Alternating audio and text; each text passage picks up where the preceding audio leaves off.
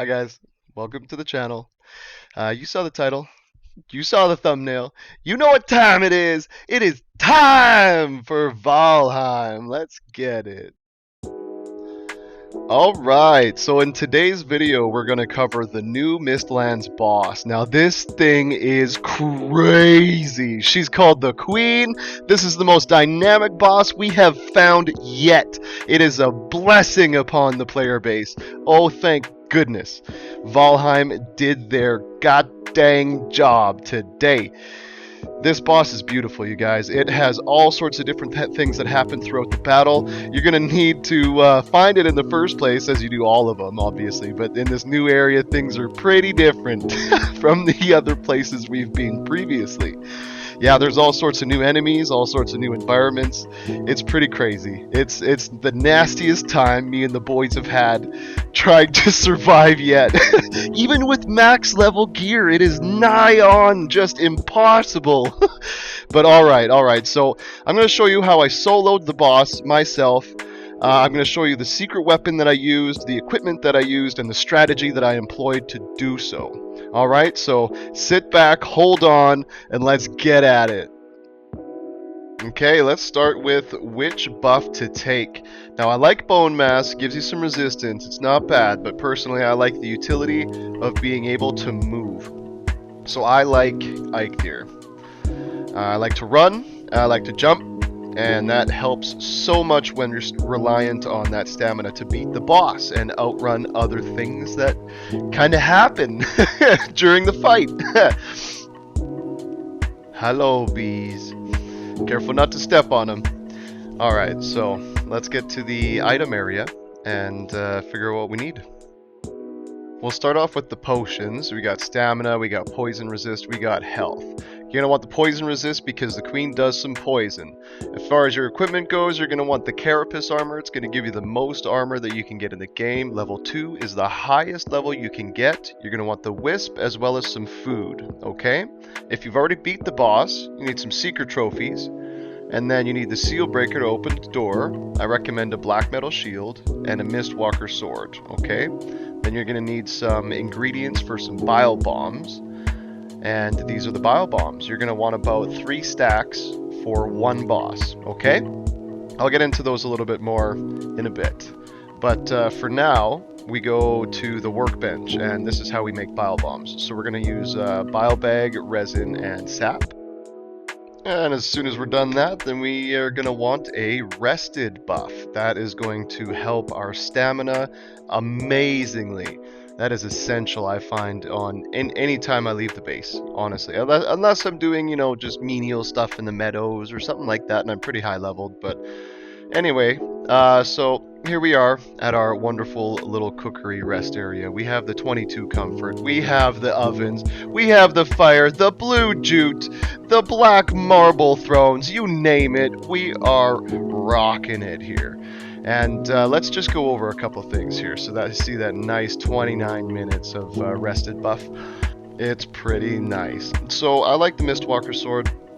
It illuminates the largest area. It acts like a little mini wisp. It's handy. It does really good damage against the enemies we face. The tower shield has the highest block efficacy of anything that you have, the black metal. And I prefer that above the buckler or anything else I can parry, especially in this fight because there's a lot of incoming damage, and just being able to tank it all is just so imperative to be able to win.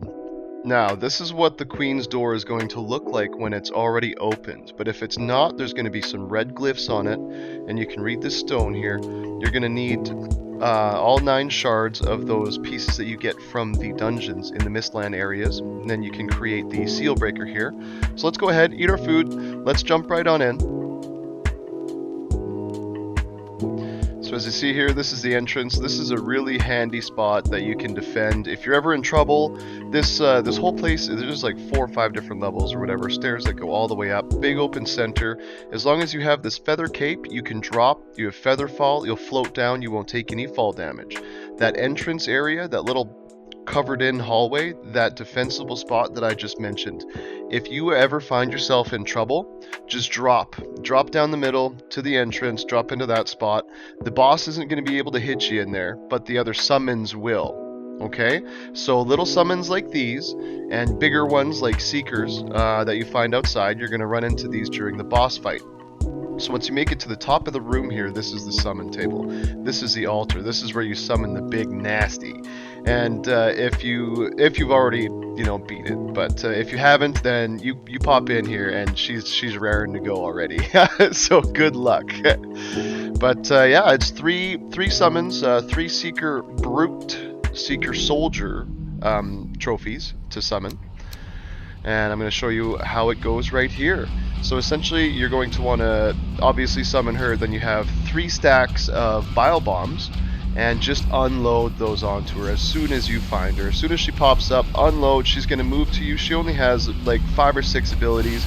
She's going to stab it in the ground, she's going to swipe at you, she's going to spit spawn at you, and she's going to like headbutt, jump at you, and then lastly she'll do this like belly flop rush. And these are all really easy to dodge. As soon as she summons anything, all you need to do is just throw 2 bile bombs at your feet and then hold your tower shield. This is what is so awesome about it, is because it's going to knock the enemies that hit you back. So as long as you have those bile bombs at your feet going actively, then you can keep knocking those boys back into it and they keep taking damage.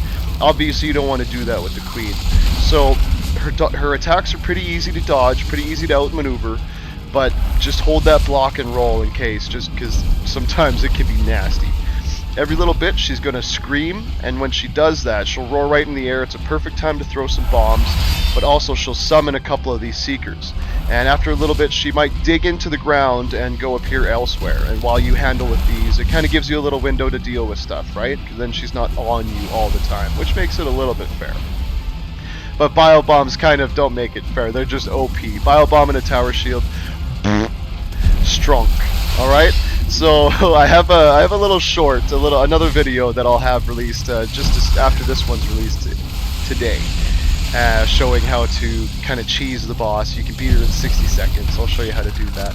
But for now, this is just the genuine, straight up, no cheese playthrough. This is how you do it. Just keep rolling, just keep chucking, just keep eating. Use your stamina potions, use your healing potions. I didn't even take Eikthyr in this replay that I chose, so that'll even help you a lot more.